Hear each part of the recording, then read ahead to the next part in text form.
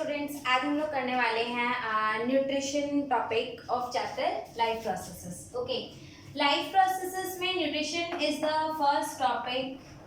Nutrition, okay, या so why do we need nutrition, या फिर न्यूट्रिशन की जरूरत ही क्यों होती है?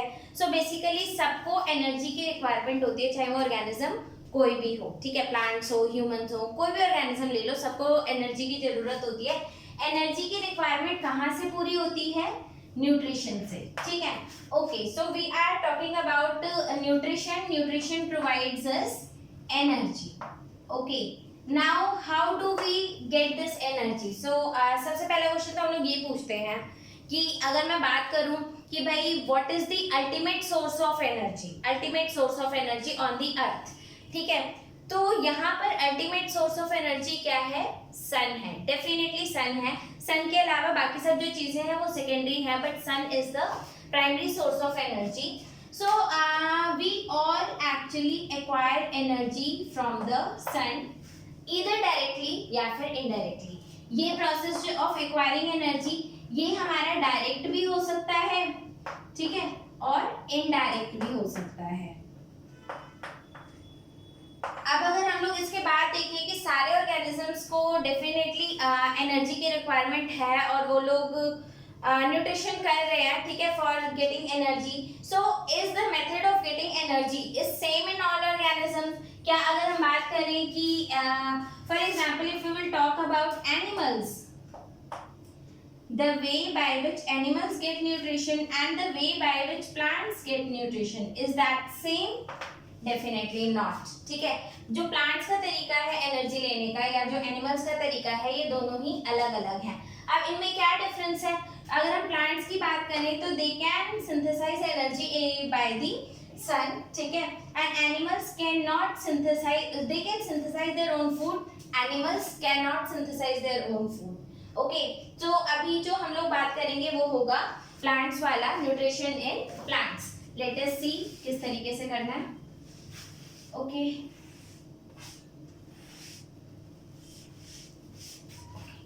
अब हमें पता है कि अर्थ के ऊपर जो ऑर्गेनिजम्स होते हैं वो काफी अलग अलग टाइप के होते हैं, ठीक है, बहुत सारे। अगर हम लोग देखें तो there are diversity of organisms which are there on the earth.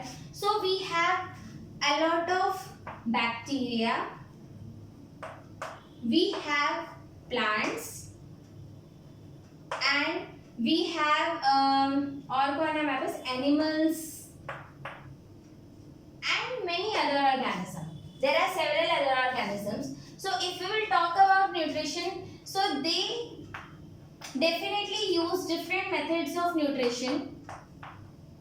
So some of them are autotrophic, however some of them are heterotrophic.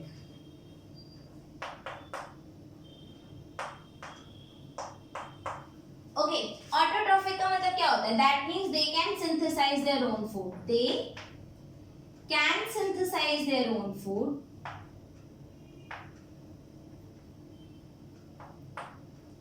Their own food.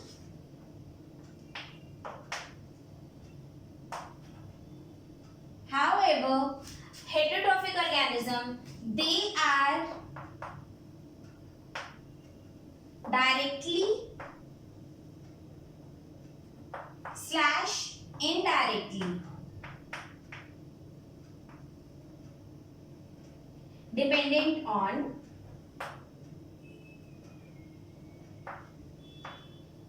plants, या फिर आप कह सकते हो कि ऑटोट्रॉफिक ऑर्गेनिजम्स पे दे आर एक्चुअली डिपेंडेंट, ठीक है। अब जो लोग अपना खाना खुद बना सकते हैं या वो ऑर्गेनिजम्स जो अपना खाना खुद बना सकते हैं, ठीक है, वो क्या सेम वे में बनाते हैं? Actually there are again two ways. Okay, so one of the way is chemosynthesis,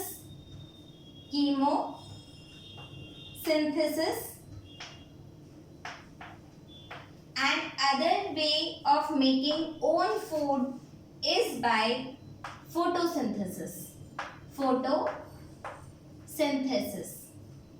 All right, सो अगर मैं बात करूं कीमोसिंथेसिस, तो कीमोसिंथेसिस क्या होता है? It is preparation of food in presence of certain chemicals. Okay, so it is preparation of food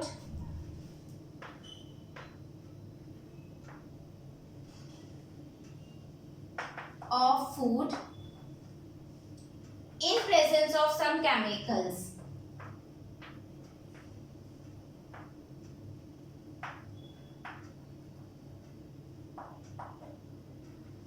और अगर हम बात करें फोटोसिंथेसिस, हमेशा याद रखना फोटो का मतलब क्या होता है? फोटो का मतलब होता है सनलाइट. ठीक है, तो फोटोसिंथेसिस क्या होगा? Preparation of food in presence of sunlight. Preparation of food in presence of sunlight.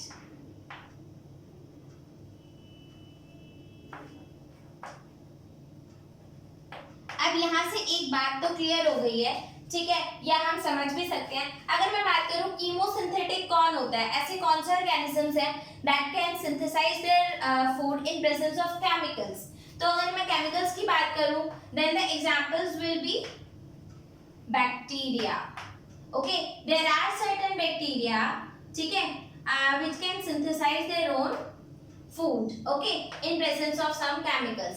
If I will talk about which are photosynthetic organism, तो this will be plants. और plants में क्या सारे plants जो होते हैं वो photosynthetic होते हैं? No, we will just talk about green plants. Okay, अब plants green color के होते क्यों हैं? Plants green color के इसलिए होते हैं because they have chlorophyll in them. And what is chlorophyll? Chlorophyll is actually a green pigment which is present in the plant. ठीक है, and this green pigment helps the plant to absorb the sunlight, and that sunlight is then converted into chemical energy. Is this clear? So here we can say that all photosynthetic organism, photosynthesis. Okay, so all photosynthetic organisms are actually autotrophic organism, but all autotrophic organisms cannot be said to do photosynthesis, because autotrophic organism can be chemosynthetic and it can be photosynthetic. Is this clear? I hope this is clear. ठीक है, तो chemosynthesis क्या होता है? Chemosynthesis हमारा होता है preparation of food in presence of certain chemicals like sulphur, nitrogen. हमारे बहुत सारे ऐसे बैक्टीरियाज होते हैं जो सल्फर की प्रेजेंस में या फिर नाइट्रोजन की प्रेजेंस में अपना खाना खुद से सिंथेसाइज कर सकते हैं. लेकिन अगर मैं बात करूं प्लांट्स की, तो plants are very special. Actually they are very special. Why? Because they can capture the sunlight, they can convert this into chemical energy, and they can transfer the energy to all the living organisms which are there on the earth. Okay, तो अभी तक जो हम लोगों ने message convey किया है, nutrition क्या होता है? Nutrition is the way by which we synthesize and acquire food. And why do we need food? We need food for the energy. ठीक है, so we need energy for several purposes, and we get energy by nutrition. And different organisms on the earth, they use different ways. Okay, they use different ways actually to prepare their food, to acquire their food. This thing should be clear to all. Okay, अब हम लोग photosynthesis की बात करेंगे जो कि syllabus में है हमारे. ठीक है, तो photosynthesis now we will see in the detail. So let's just rub it.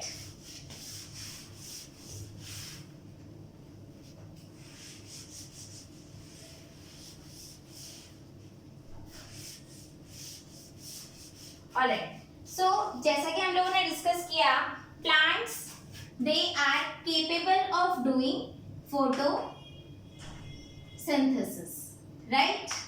Okay, so are all plants able to do photosynthesis? No, only green plants can perform photosynthesis. Only green plants perform photosynthesis.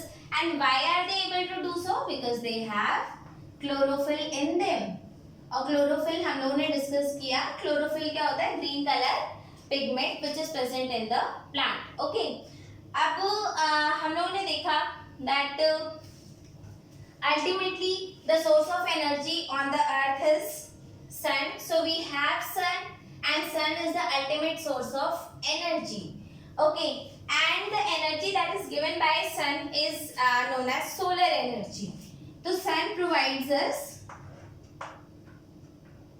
solar energy. And remember this fact that solar energy is actually different from chemical energy. ठीक है, solar energy is not chemical energy. Okay, तो plants क्या करते हैं? First thing that they do is they capture solar energy, okay, and then they convert this solar energy into chemical energy. Okay, तो plants photosynthesis कैसे करते हैं? The first step they do is they capture solar energy by chlorophyll. So इन्होंने पहले energy को capture कर लिया, उसके बाद ये क्या कर रहे हैं?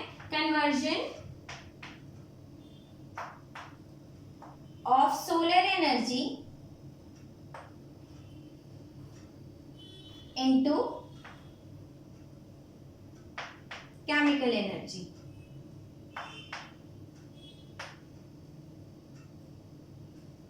Okay, and when they are converting solar energy into chemical energy, there is simultaneous splitting of water. Splitting of water molecules. Okay, and then finally the third step will be reduction of CO2 to carbohydrates. Alright, तो अब अगर हम लोग बात करें, इतना तो हमें समझ में आ रहा है, चलो ठीक है, कि क्लोरोफिल मॉलिक्यूल क्या कर रहे हैं? सोलर एनर्जी को कैप्चर कर रहे हैं. तो they are the pigment which can capture solar energy by the chlorophyll. Okay, ये कैसे कैप्चर करते हैं? क्लोरोफिल क्या करता है? क्लोरोफिल कैसे करता है? ये सारी चीजें डिटेल में पढ़ेंगे हम in class 11th if you are pursuing biology. Okay, अब अगर हम लोग बात करते हैं, सो कैप्चर कर लिया सोलर एनर्जी को. Now the second step is conversion of solar energy into chemical energy. Solar energy has been converted to chemical energy. आप सभी लोगों ने फर्स्ट चैप्टर पढ़ा हुआ है, that is chemical reactions and equation. So can you think of what is chemical energy? Chemical energy क्या होगी? और मैं कब बोलूंगी कि हाँ भाई जो सोलर एनर्जी है that has been converted into chemical energy? ऐसा क्या होगा भाई? ऐसा प्लांट क्या करता है कि हाँ मैं बोलूँ ये सोलर एनर्जी थी, यहाँ पर सोलर एनर्जी थी, अब वो कन्वर्ट हो गई केमिकल में. अब हम इस बात को कैसे समझाएं या समझे भी कैसे? ठीक है, तो हमेशा याद रखना, जब भी कोई केमिकल रिएक्शन होती है या केमिकल प्रोडक्ट बनता है या कोई भी प्रोडक्ट बनता है, ठीक है, केमिकल रिएक्शन में हमेशा एक चीज की इन्वॉल्वमेंट होती है और वो क्या होती है? Involvement of electron. और हमेशा याद रखना फोटोसिंथेसिस में भी जो ये इलेक्ट्रॉन होती है, मूवमेंट ऑफ इलेक्ट्रॉन होता है, that plays a very important role. It plays very important role. Alright, so होता क्या है कि जो क्लोरोफिल मॉलिक्यूल्स होते हैं, ठीक है, they can capture sunlight and that sunlight is actually used to move this electron. ठीक है, और जैसे ही इलेक्ट्रॉन मूव करता है तब हम इस बात को कह सकते हैं कि हाँ भाई अब जो हमारी सोलर एनर्जी है वो किस में कन्वर्ट हो चुकी है? केमिकल एनर्जी में कन्वर्ट हो चुकी है. ऑलराइट, तो इस बात को हमें समझना है और हमारे अंदर इतनी पावर नहीं है कि हम सोलर एनर्जी को लेकर के और इलेक्ट्रॉन को मूव करवा दें. Plants can do that and that's why they are special. ठीक है, देखिए डेफिनेटली हम लोग ऐसा नहीं कर सकते भाई बहुत भूख लग रही है, बहुत ज्यादा भूख लग रही है, गए धूप में, धूप खाई थोड़ी और बोले हाँ भी पेट भर गया. ऐसा नहीं होता. ठीक है, क्यों नहीं होता? बिकॉज हम लोग सोलर एनर्जी को केमिकल एनर्जी में कन्वर्ट नहीं कर सकते. Okay fine. सो अब हुआ क्या कि ये इलेक्ट्रॉन कैसे मूव करता है, ये सारी चीजें तो हम 11th क्लास में पढ़ेंगे. ठीक है, लेकिन अब होता क्या है, ये इलेक्ट्रॉन देता कौन है? ठीक है, या ये इलेक्ट्रॉन आता कहाँ से है? ये इलेक्ट्रॉन आता है by splitting of water molecule.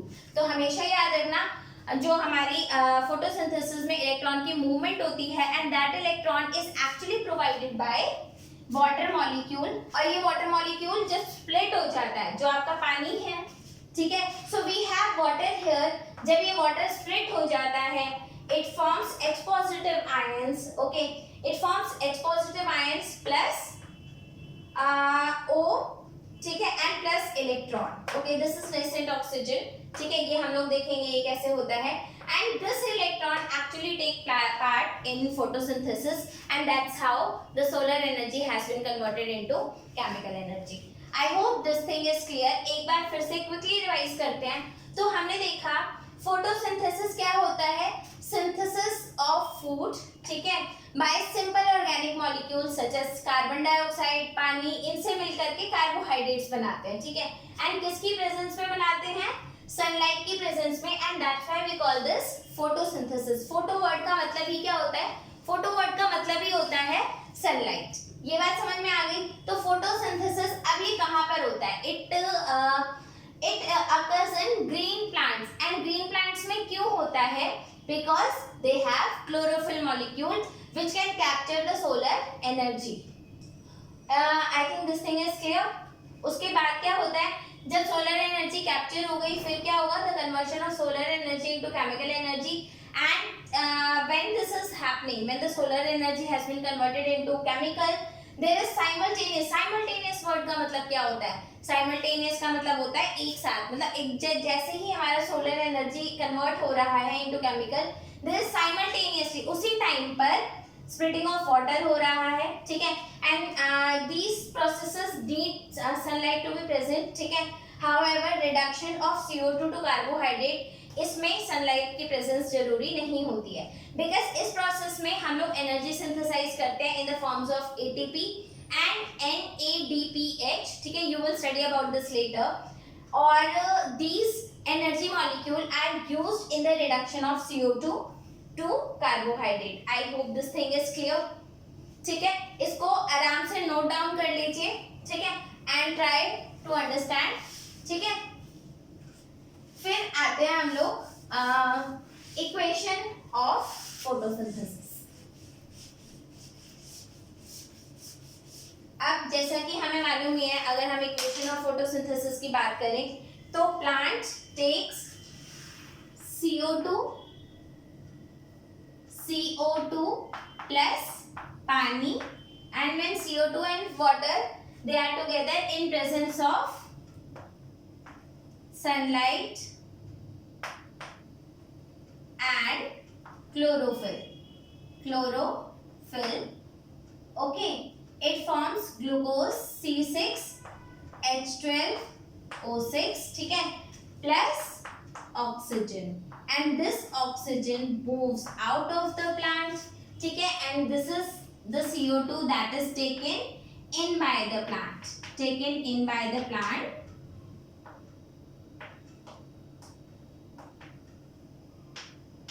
and here the O2 moves out of the plant, O2 moves out of the plant, and that's why plants are very special, because they can use CO2 and they can provide us oxygen. चलो, अब हमें मालूम है, हम लोगों ने chapter 1 पढ़ा हुआ है कि जितनी भी केमिकल रिएक्शंस होती हैं, they need to be balanced.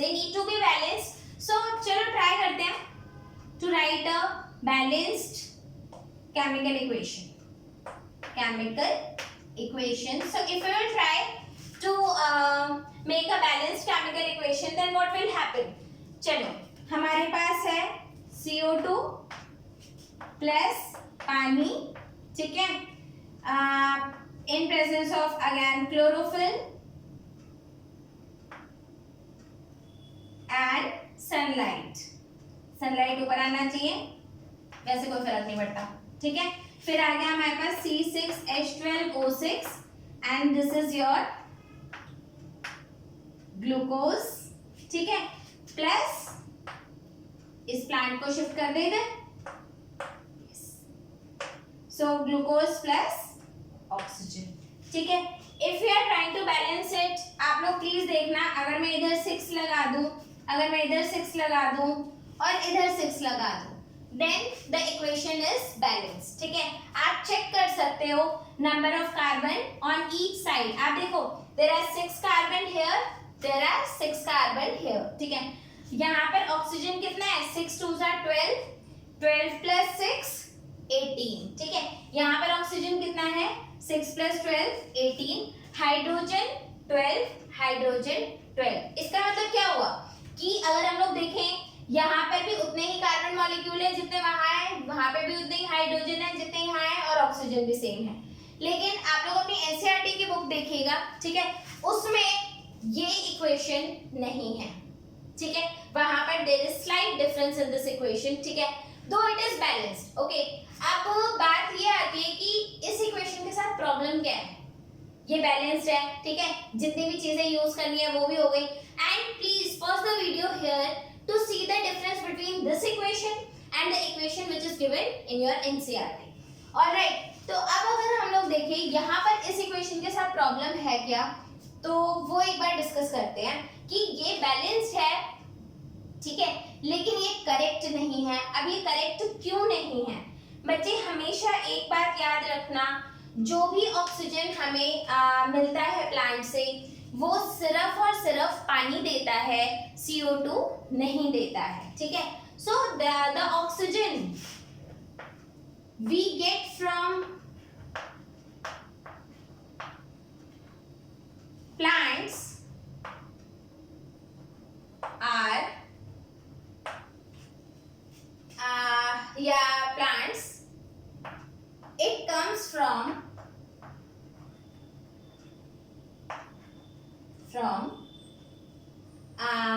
water, not by CO2। ये बात बहुत अच्छे से याद रखना है, CO2 से ये नहीं आता। ठीक है, ये नॉट है, alright, not by CO2। Is this clear? Okay, so the oxygen that we get from the plant, it comes from water, not by CO2। Okay, अब अगर हम देखें यहाँ पे कितने ऑक्सीजन के मॉलिक्यूल हैं, 6 2 12 मॉलिक्यूल्स हैं। यहाँ पर पानी के पास कितना ऑक्सीजन है, सिर्फ 6। ठीक है, तो यहाँ पर 6 ऑक्सीजन के जो एटम्स हैं, can they provide us 12 atom molecules of oxygen? Definitely not. अब आप लोग कहोगे आपको कैसे पता? ठीक है, मुझे कैसे मालूम कि ये जो ऑक्सीजन है वो सिर्फ पानी से आता है? ठीक है, it comes from water only. ये बात मुझे कैसे मालूम, किसने बताया? ठीक है, अरे देयर वर सेवरल एक्सपेरिमेंट्स। ठीक है, बहुत सारे एक्सपेरिमेंट्स किए गए। ठीक है, लेबलिंग करके देखा, जब हम लोगों ने वाटर को लेबल किया था, label, there are several ways of labeling water. ठीक है, आइसोटोप यूज कर लो, आइसोटोप पढ़ोगे आप लोग। ठीक है, तो पानी को जब हमने लेबल किया तो ऑक्सीजन लेबल थी, जब हमने CO2 को लेबल किया तो ऑक्सीजन लेबल नहीं थी। ठीक है, तो बहुत सारे एक्सपेरिमेंट किए गए और ये पता चला कि हमारा जो ऑक्सीजन है वो पानी से आता है। तो यहाँ पर हमारा टेक होम मैसेज क्या है? Oxygen comes from water and CO2 play no role in providing us oxygen. ठीक है, तो ये बात तो हमें समझ में आ गई कि इस इक्वेशन के साथ प्रॉब्लम क्या है। अब अगर हम देखें कि इस इक्वेशन को हम करेक्ट कैसे कर सकते हैं, करेक्ट कैसे कर सकते हैं, अब हम इसको कैसे करेक्ट करेंगे? CO2 plus water. ठीक है, again I am going to write here chlorophyll molecule and sunlight.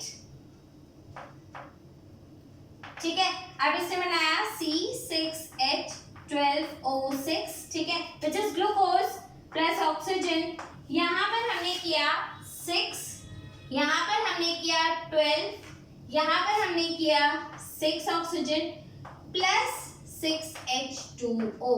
यहाँ पर एक चीज और क्या करी, प्लस 6H2O। तो आपने क्या करा, बेसिकली हमने 6 पानी यहाँ जोड़ दिया। ठीक है, ऐसा अपनी मर्जी से तो जोड़ा जा नहीं सकता, तो हमें 6 पानी वहां पर भी जोड़ना पड़ा। तो now what is the ultimate correct equation for photosynthesis, and this is highly important as well. ठीक है, पेपर में अगर आपको लिखना आता है कि फोटोसिंथेसिस की इक्वेशन क्या है, तो पहली बात आपको प्रॉपरली एंड बैलेंस्ड और करेक्ट इक्वेशन लिखनी है। यहाँ पर मैं बार बार बोल रही हूँ, बैलेंस्ड होना चाहिए और करेक्ट होना चाहिए। करेक्ट का मतलब क्या है, ऊपर वाली बैलेंस्ड है लेकिन करेक्ट नहीं है। ये वाली इक्वेशन के साथ क्या प्रॉब्लम है जी, ये वाली इक्वेशन हमारी बैलेंस्ड है, but definitely we can see it is not correct, it is not correct. ठीक है, नीचे वाली इक्वेशन जी ये बैलेंस्ड भी है, ये करेक्ट भी है। करेक्ट कैसे, अगर मैं बोल रही हूँ इक्वेशन करेक्ट है in terms of biology, in terms of the processes which are actually occurring inside the plant. ठीक है, तो ये वाली इक्वेशन जब भी आपको पेपर में आएगा, पेपर में आपको यही वाली इक्वेशन लिखनी है।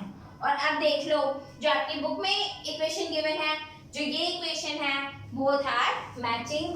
व्हाई? बिकॉज ये बैलेंस्ड भी है, ठीक है, बैलेंस्ड, हाँ, एंड ये करेक्ट भी है बायोलॉजिकली। ठीक है, ये करेक्ट भी है। ऑलराइट, तो you are suppose to write this equation in your exam. Okay, तो यहाँ पर हमारी बात हो गई इक्वेशन की कि क्या कैसे इक्वेशन बन रही है। ओके, हमें याद रखना पेपर पॉइंट ऑफ व्यू से दो चीजें इस टॉपिक में काफी इंपॉर्टेंट है। पहला, the correct equation of photosynthesis, and दूसरी जो चीज जो इधर इंपॉर्टेंट है, three processes which are given in the NCERT.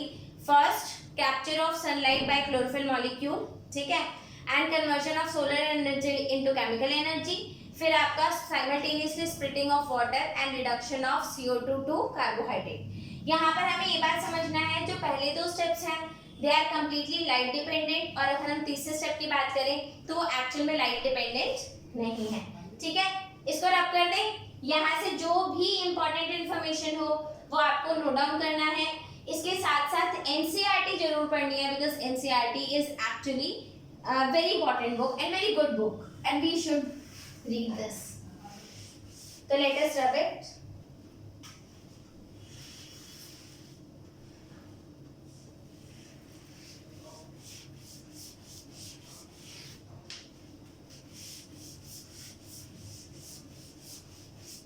अब अगर हम देखें, since we are doing photosynthesis in plants, photosynthesis in plants, ठीक है, तो इसकी बेसिक रिक्वायरमेंट्स क्या है। अगर हम देखें बेसिक रिक्वायरमेंट्स क्या है, बच्चे बेसिक रिक्वायरमेंट फोटोसिंथेसिस के लिए क्या है, और हमें पता कैसे चला कि उनके बिना फोटोसिंथेसिस होगी ही नहीं। पहली रिक्वायरमेंट है definitely one and all the sunlight. पहली क्या रिक्वायरमेंट है जी, सनलाइट। पहली रिक्वायरमेंट सनलाइट, ठीक है, सनलाइट अगर नहीं होगा तो फोटोसिंथेसिस भी नहीं होगी। ठीक है, उसके बाद आता है आपका CO2। CO2 भी डेफिनेटली बहुत ज्यादा इंपॉर्टेंट है। फिर आपकी तीसरी चीज जो इंपॉर्टेंट है वो क्या है, क्लोरोफिल मॉलिक्यूल। ठीक है, तो क्या क्या चीजें इंपॉर्टेंट है, पहला सनलाइट, दूसरा CO2, तीसरा क्लोरोफिल। आपको कोई पानी नहीं है क्या, पानी भी है। ठीक है, अब हमें करना क्या है, हमें इनका देखना है कि क्या अगर सनलाइट ना हो तो फोटोसिंथेसिस नहीं होगा या सिर्फ सनलाइट की प्रेजेंस में होता है। ठीक है, हमें देखना है CO2 ना हो तो क्या फोटोसिंथेसिस नहीं होगा, या हमें पता कैसे चला कि प्लांट CO2 लेता है फोटोसिंथेसिस करने के लिए। And same is the case with chlorophyll, कि क्या कहीं प्लांट चुपके बिना क्लोरोफिल के भी तो नहीं बना रहा कार्बोहाइड्रेट्स। ठीक है, तो हमें ये सारी प्रोसेसेस चेक करनी है। चलो ठीक है, अब हम देखते हैं कि अब हम इसे टेस्ट कर सकते हैं क्या, एक्सपेरिमेंटली प्रूफ कर सकते हैं कि कैसे हमारा CO2 है वो फोटोसिंथेसिस के लिए जरूरी है। ठीक है, या फिर क्लोरोफिल जो है वो फोटोसिंथेसिस के लिए जरूरी है, या फिर अगर हम बात करें सनलाइट जो है वो फोटोसिंथेसिस के लिए जरूरी है। ठीक है, तो हम इस चीज को कैसे एक्सपेरिमेंटली प्रूफ करें, अब ये देखना है। ठीक है, अब हमें पता कैसे चलेगा कि प्लांट ने फोटोसिंथेसिस करी। ठीक है, तो इसके लिए भी कुछ होना चाहिए। तो प्लांट ने फोटोसिंथेसिस करी या नहीं करी, इसके लिए क्या रूल है या हमें पता कैसे चलेगा। तो let us write the equation of photosynthesis once more. ठीक है, तो अगर हम लोग इक्वेशन देखें, CO2 plus water in presence of chlorophyll and sunlight, ठीक है, makes C6H12O6। क्या है भाई ये? ग्लूकोज। ये है ग्लूकोज प्लस क्या आ गया हमारा? ऑक्सीजन।